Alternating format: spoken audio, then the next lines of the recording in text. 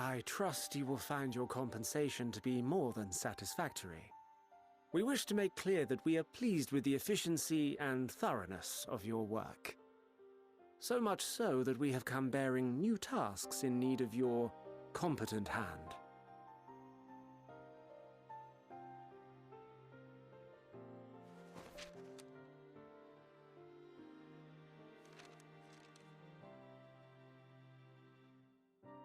Another lengthy list. If I may speak frankly, the Gleaners have been pushed to the point of collapse by your unending demands.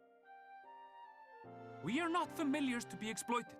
We are Charlean scholars, and we deserve an explanation for this unseemly treatment. What warrants such urgency?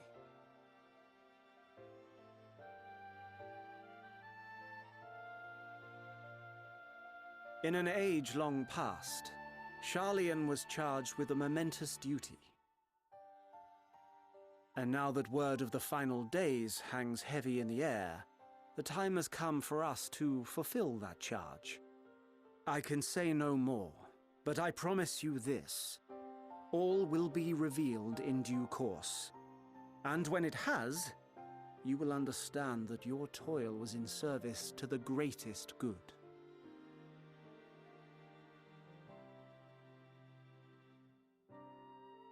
Then I will do your bidding. For now. But unless you wish the Gleaners to rise up in protest, I advise you to offer tangible improvements for our working conditions. Your promised revelation does nothing to address present circumstances. A fair point. Your concerns will be conveyed to the Forum.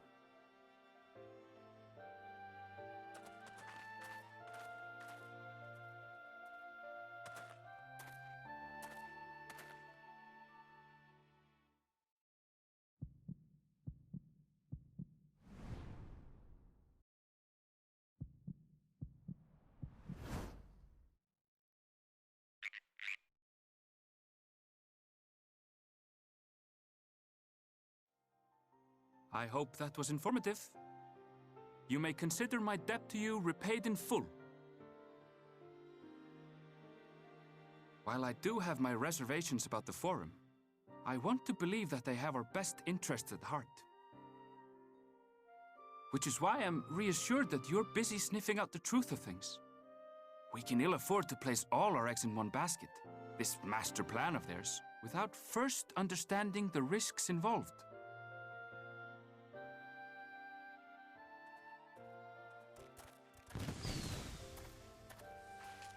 Wait! How did you know it was us? If you mean to impersonate a toad, try studying the real thing. And don't try to fool an expert.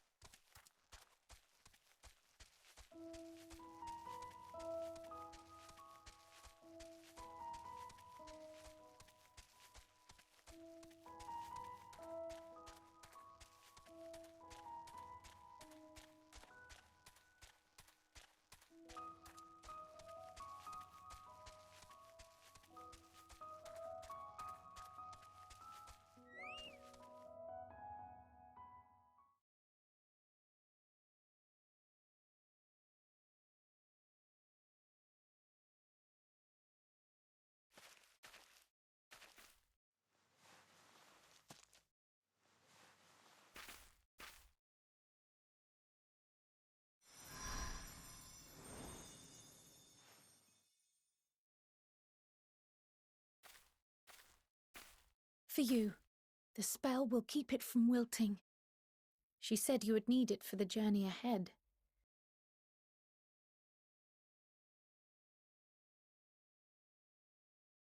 Will you speak with her now? I cannot hope to match Minfilia's clarity, of course, but...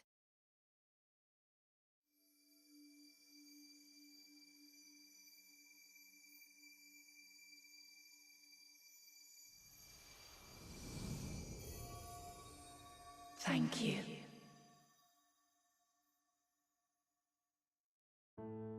Do not worry. She has lent me her body for only a moment. Just as I could not save the first from the flood of light, it has become arduous for me to interact with the physical world without assistance. Though I might converse with you for a time, the incorporeal form I assumed on the ship would be incapable of casting even the simplest enchantment. It is in the depths of the ethereal sea, the place to which all life returns, where my influence is greatest. After Minfilia's sacrifice on the first, it was to the sea, here in the source, where I ferried her soul. I wished that gentle spirit to find rest in the world she loved so well. Her, and another who may yet have a part to play, though that will depend on you. Take the flower, walk free, for you are free, to go where you wish, to believe what you will.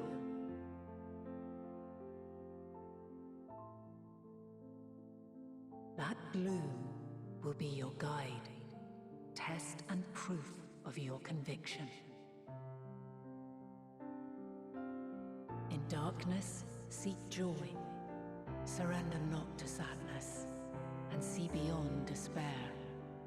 Walk free, and bear the light for others to follow. Together, raise it aloft and let it shine, till the end, blinding and radiant.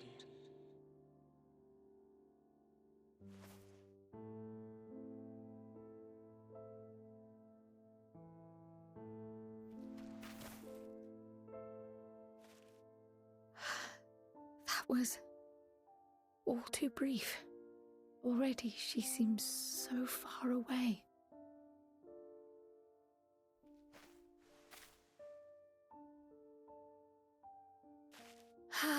My apologies if I startled you. Ever since we began our descent into Labyrinthos, I had sensed another's will, straining to reach out.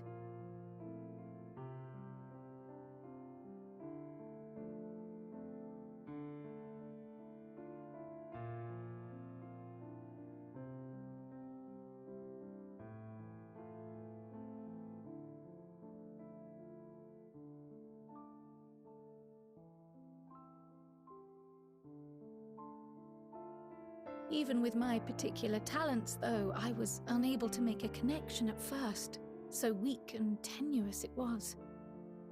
Once I took hold of that wispy thread, imagine my surprise to discover it was Heidelin herself. Needless to say, it seemed wise to learn what we could before letting go.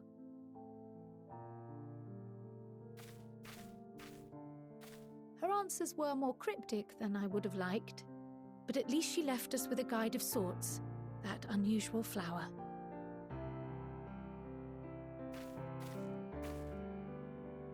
Yes, we are definitely making progress. You can't be serious! We've done nothing wrong!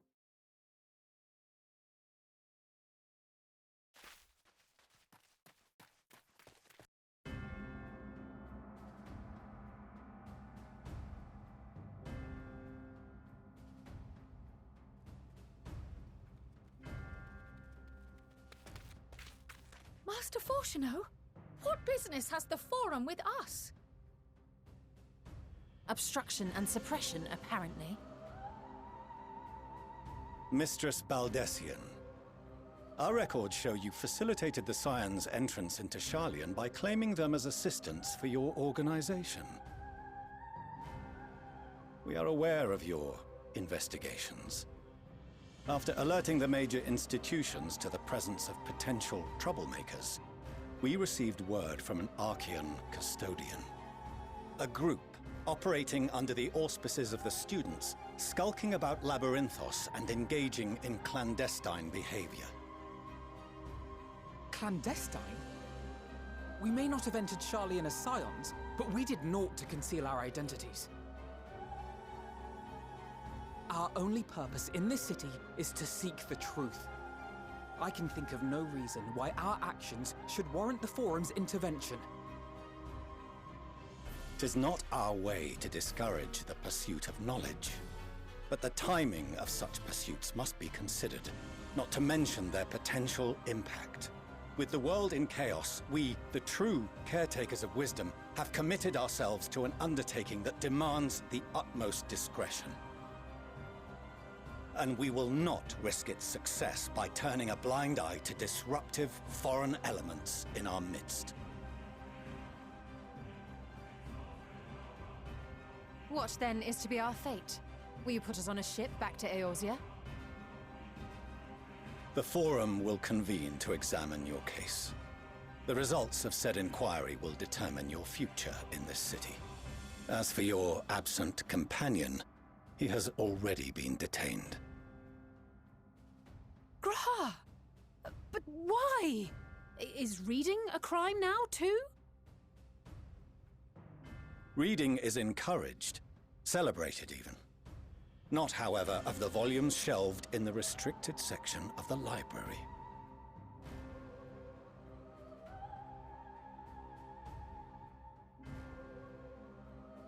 Refusing to comply will only make matters worse. Let us instead treat this as an opportunity to open a dialogue with the Forum.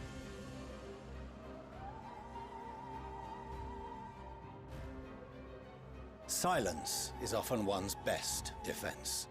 I would advise against prolonging the proceedings with frivolous discourse.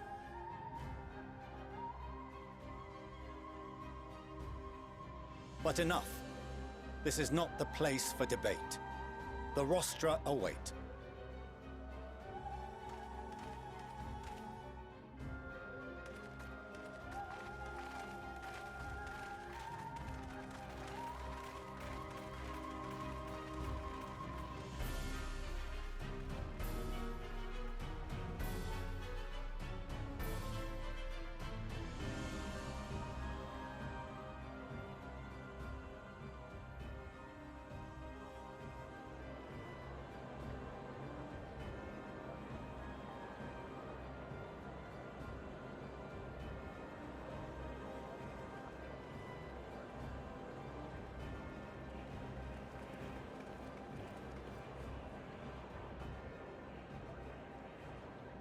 Forgive me. I was careless. We would have been detained regardless. This way, at least, we managed to stay together. I trust your time within the Forbidden Archives was well spent.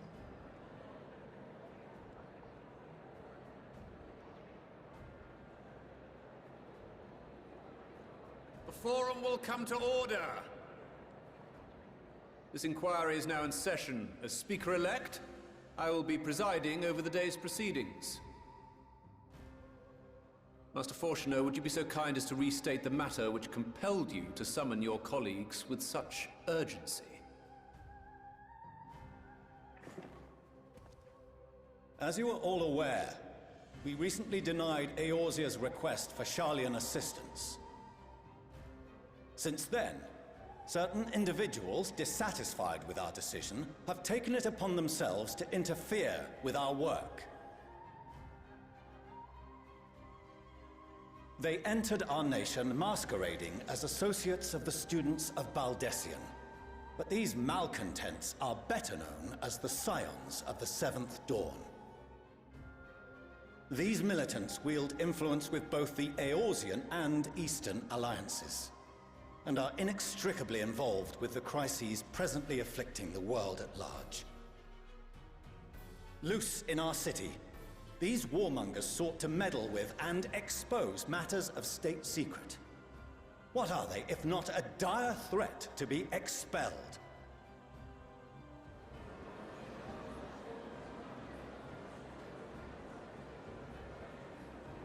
You have tarnished the good name of the students. Galuf would be ashamed.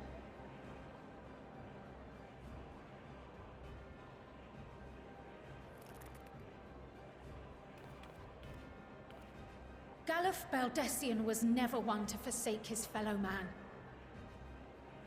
Even if this nation closed every door and retreated from the world, he would have found a way to help the Scions, help every soul of this star fight back against the coming doom.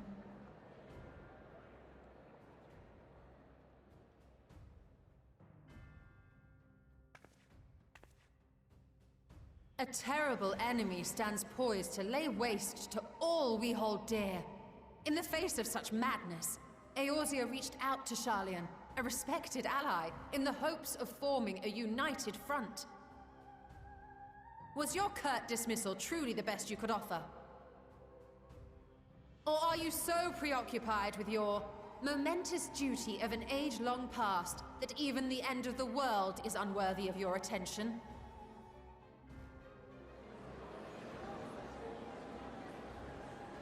Whence came this revelation?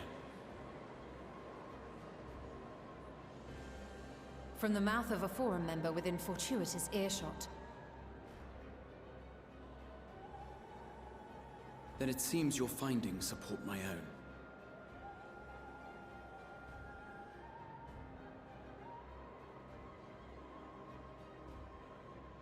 The reason I visited the restricted shelves was to study records of the Forum's policy-making process, to better understand the historical trends underlying their most major decisions. At first glance, the positions of neutrality in war and the accumulation of knowledge above all else appear constant and consistent, the unchanging pillars of Sharlayan society. And once upon a time, I might have left it at that. These days, however, I am more attuned to the subtleties of governance, and so I noticed something odd.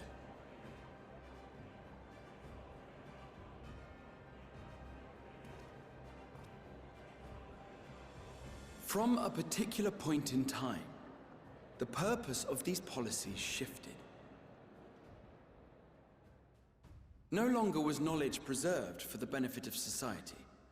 Rather, society was to be gradually reshaped to ensure the preservation of knowledge.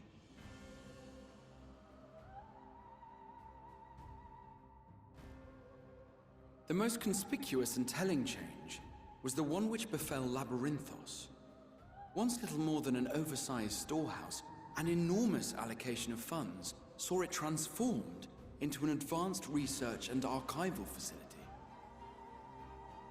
I also discovered a fascinating account on the finances of our Dravanian colony. The settlement attracted students from far and wide, and the connections and tuition fees thus acquired were funneled into further improvements for the archives. Now, there is no question that our nation's progress is tied to the acquisition of wisdom. Nevertheless, the vast resources diverted for this purpose borders on the obscene. But returning to the matter of when, our change in course appears to have been made some 270 years ago. The very same period when Sharlayan scholars in the hinterlands began a formal study of the ethereal sea. You found something, did you not? And whatever it was, gave rise to your oh-so-important duty. Mind your tongue, Archon. If you had seen...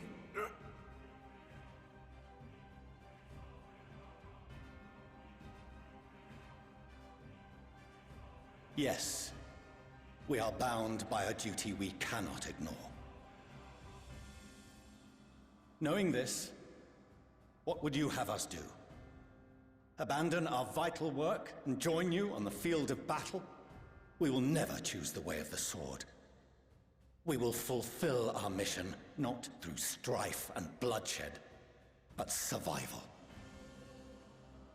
Come what may, we shall live on. We must. Do as you must, then. But we Scions will fight until the heavens fall, until our last breath.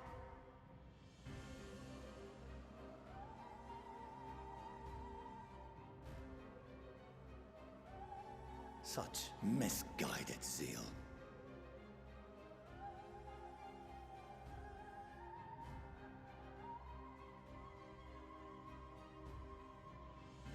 Father, Master Fortuno, I fail to understand the stance you have elected to take. But by the same token, I have yet to find a compelling argument to counter the challenge you put to us in Gridania. Still, in the midst of my uncertainty, I must trust in myself to do what is right, as others have chosen to trust in me.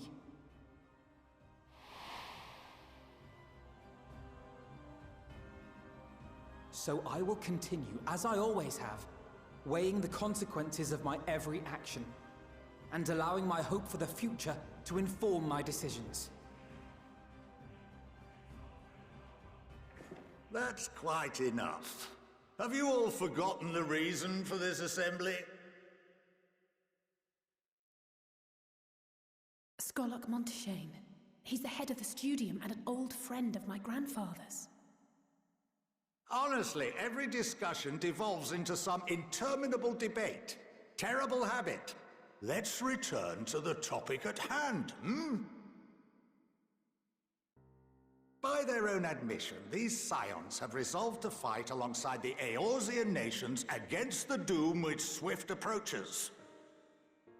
But there exists no evidence of an attempt to incite our citizens to do the same.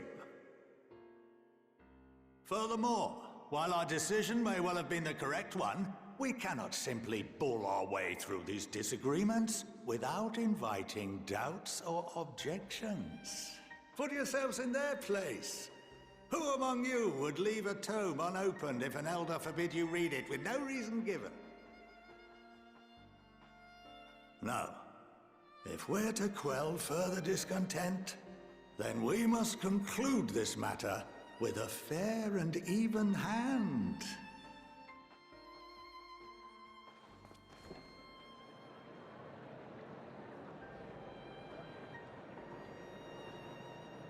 Order! We will have order! Master Monteshane raises some valid points. Keeping such concerns in mind, I propose we enforce the following measures. Until further notice, the students of Baldesion are to cease any and all activities within the domain of Sharlayan. You will also refrain from any further investigation into the Forum's decisions and duties. Failure to comply with these restrictions will result in the immediate expulsion of your Scion associates. Let us put this judgment to a vote. All in favor, raise your hand.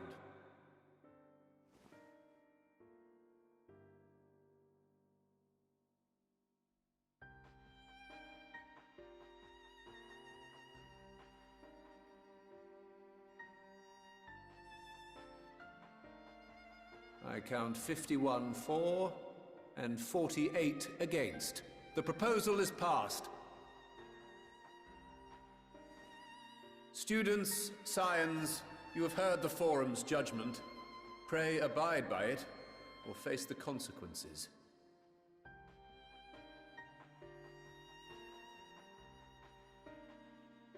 Honored members, I thank you for your time. This inquiry is concluded.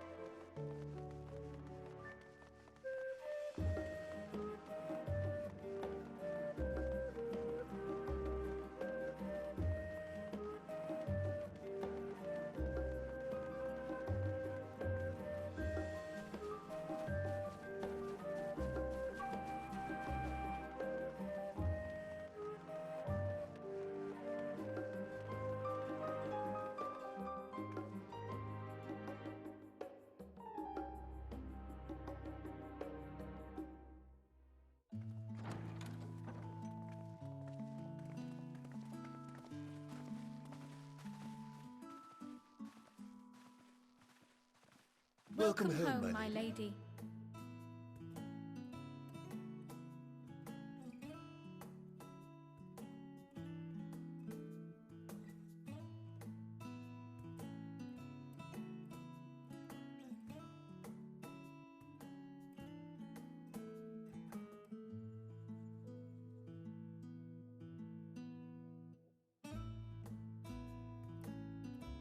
What? What are you gawping at?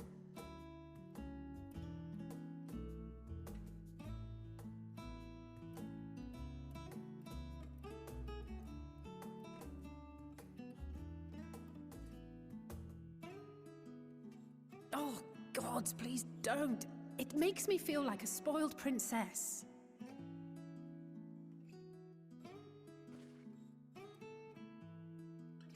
Lord Fortuneau is not to hear of this visit.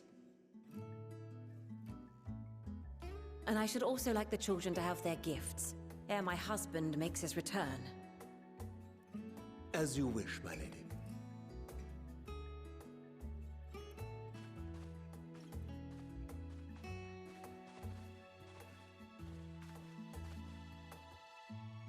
Master Alphino, Mistress Alice, if you would accompany me upstairs. We shan't be long.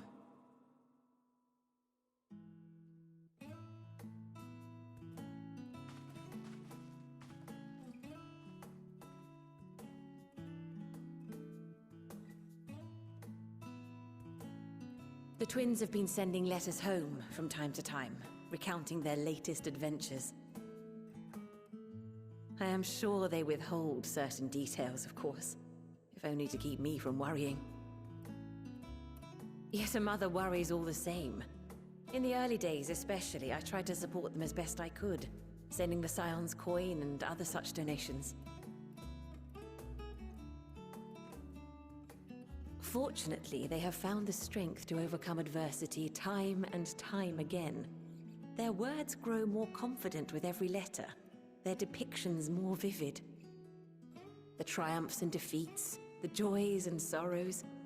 It is clear that they have come to find value in every experience. But of those they treasure most, it would seem that meeting you might be the most impactful. Why, since that fateful day, I do believe there has not been a single missive in which you were not mentioned by name.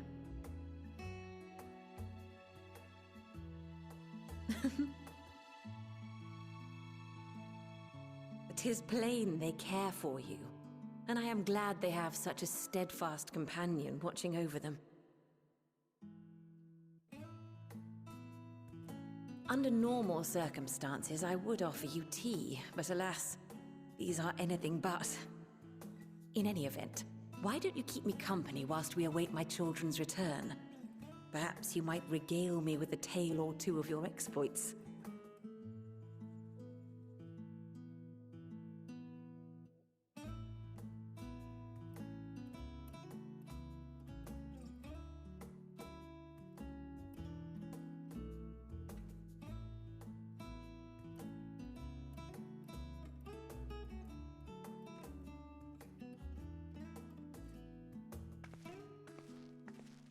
When you mentioned gifts, I wasn't sure what to expect. Mother, Oh, look how well it fits you. And the style is to your liking?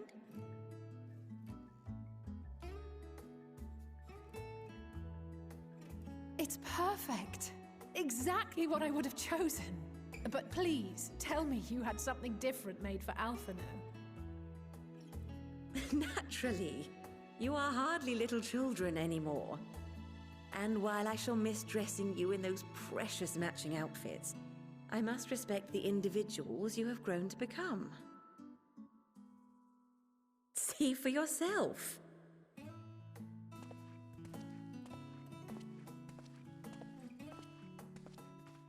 Thank you for the splendid clothes, Mother. Stylish, comfortable, and eminently practical.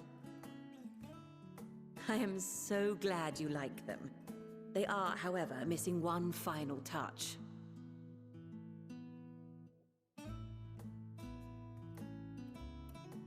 If you would allow me, Master Alphino.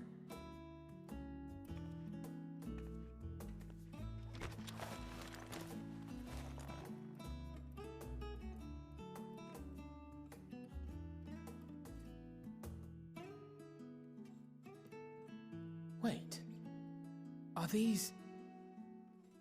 A sage's tools of the trade. They belonged to your father.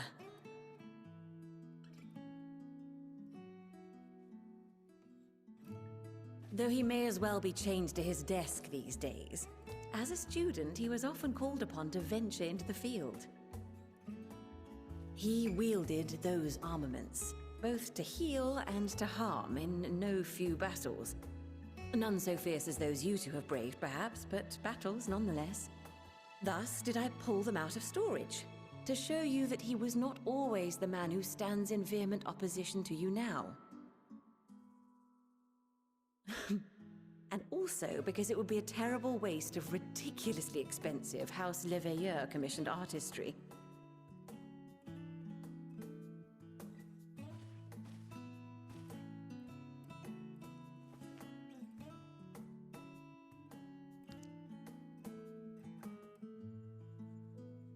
I am told these devices are quite difficult to master, but someone of your extensive experience should soon have them darting about with grace and aplomb. May the wisdom in that crystal serve you well. And please, try to find common ground with your father, that you might come and go without need for this awful subterfuge.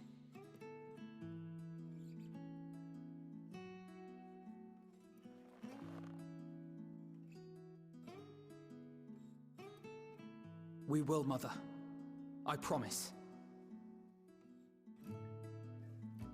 My final gifts to you, before you run off, are an observation and a suggestion. Firstly, Fortunato has ever been a serious man, but it was only after you were born that he truly lost himself in his work. I may not know the Forum's inner workings, but I know your father's. The timing of that change in him holds some significance. Secondly, do not seek to best your father with words. Far better that you simply show him. Let him discover the merit of your actions, after they cannot be undone.